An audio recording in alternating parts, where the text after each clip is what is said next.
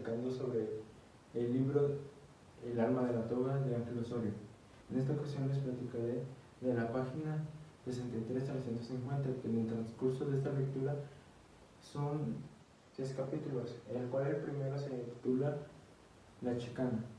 Que en este capítulo de qué nos habla? Nos habla principalmente de que esta palabra es una mentira, un enredo, y es considerado algo vergonzoso para la justicia.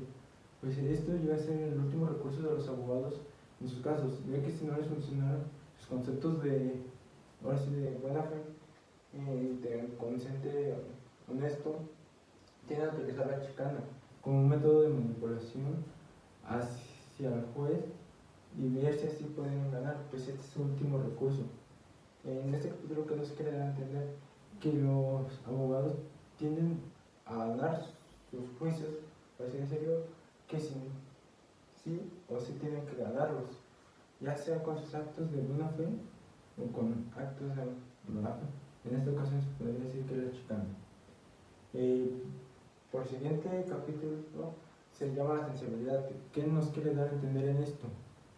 Que los abogados tienen que mantener controladas sus emociones en sus casos, por así recibirlos, ya sean sus emociones que sean altas, como si fuera tristeza, enojo, entre otros sentimientos clave que se vean relacionados hacia la justicia y que vean el factor de la personalidad del mismo abogado. ¿Qué es lo que nos quiere dar a comprender en este capítulo?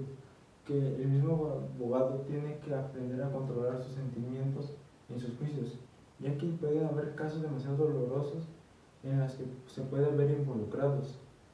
En este capítulo básicamente es más de cómo un abogado se tiene que ir preparando mentalmente para enfrentar sus casos. Pues en esta parte del capítulo el autor nos quiere dar a entender cómo es que los abogados se enfrentan no solo verbalmente, sino también psicológicamente, y cómo se desarrollan en esos aspectos.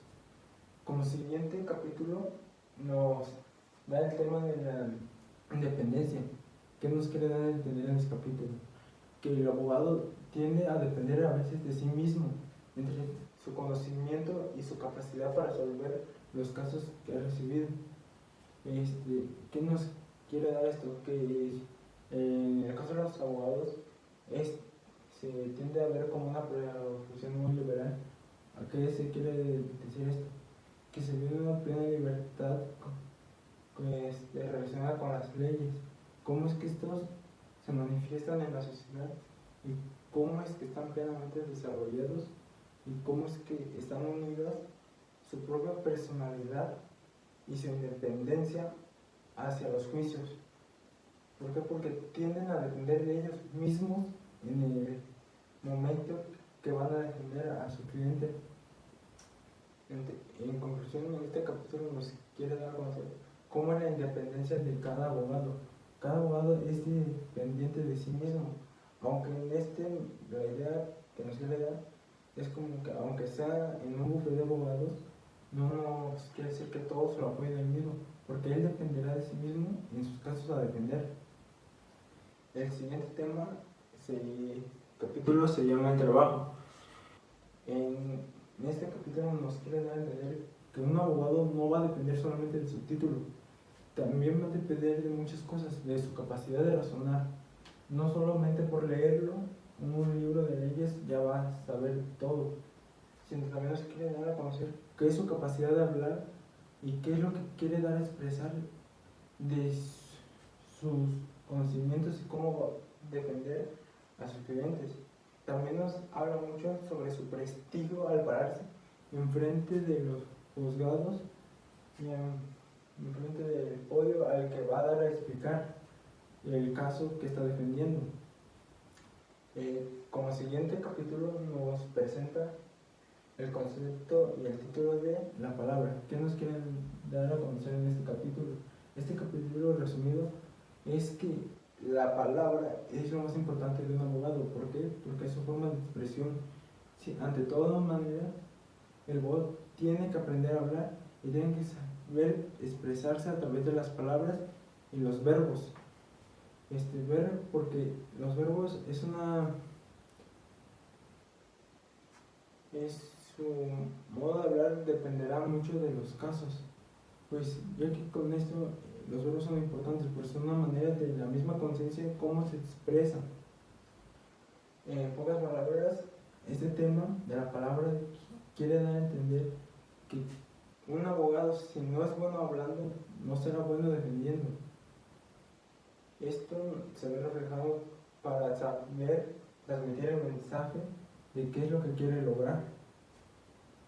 Como último capítulo se nos presenta el tema del estilo forense. ¿Qué es esto? Según en el libro, en el transcurso de leerlo, se le va entendiendo más, porque en este momento nos dice que la justicia es una expresión material de la libertad. Dice, ¿cómo tiene que ser un abogado? En conclusión dice que un abogado no tiene que ser jornalero de los derechos, nos tiene que hablar hacia el derecho, tiene que expresarse totalmente en el derecho y ver cómo es que eso le ayudará en sus distintos casos. También el autor nos platica un poco sobre que el derecho no se tiene que ver necesariamente con una ciencia, sino se tiene que ver hacia cómo cada sociedad lo maneja diferente. Pues también nos da unas ideas como de cómo los humanos han tomado esta como sus leyes en distintos aspectos, como se puede ver en el tema de la ley de la gravedad, entre otros tipos de leyes.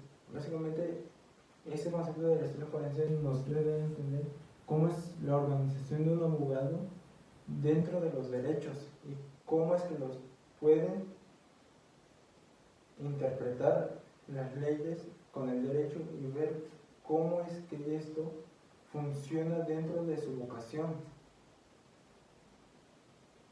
En conclusión, pues esta parte es más como de razonamiento hacia la conciencia, porque también nos dice en una parte de este capítulo que la razón de uno mismo es un don regalado del cielo. ¿Por qué? Porque este concepto de la razón nosotros tenemos que saber utilizarlo en el momento preciso con sabiduría.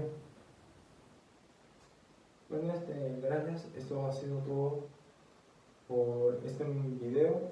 Espero que les sirva un poco en el tema de las libros y un poco en el tema de las leyes, ir comprendiendo cómo se maneja un poco acerca de distintos puntos de vista y no solamente de un punto de vista más filosófico. En mi punto de vista, en esta parte del libro nos trata más como si fuera un tipo de psicología. Nos da a entender que en este momento los abogados tienden a tener muchas emociones y muchos pensamientos que ciertamente casi no siempre les llega a funcionar. ¿Por qué? Porque en el tema de los casos pueden llegar a ser muy psicológicos, ya que no sabes a qué tipo de casos siendo abogado te vas a enfrentar. En conclusión, este libro, en esta parte de estos capítulos, me ha parecido muy interesante. ¿Por qué? Porque entre más lees, te das cuenta de cómo es que un abogado se enfrenta el día a día en sus casos y no sabe cómo resolverlos, o a veces se queda con la misma duda. ¿Por qué? Porque él mismo tiene el pensamiento y a veces tiende a dudar. Bueno, gracias, ha sido todo. Nos vemos en la próxima.